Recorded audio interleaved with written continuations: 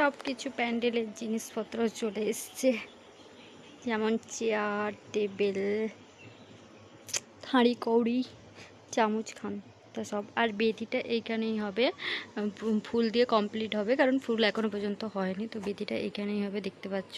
আর এইসব মাটি ফাটি বসবে।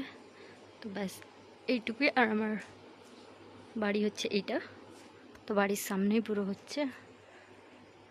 আর ও পাশে হচ্ছে খাওয়ার দাওয়ার। এই পাশে হচ্ছে খাওয়ার দাওয়ার, সবাই এই পাশ থেকেই যাবে খাবার খেতে।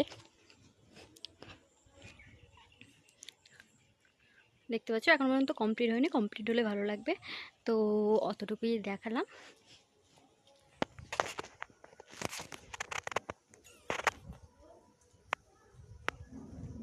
কেমন লাগলো অবশ্যই জানিও। আর আমার বিয়ে হয়ে যাচ্ছে, তো চলো এখনকার জন্য এইটুকু, আর একটু পর আমি দেবো।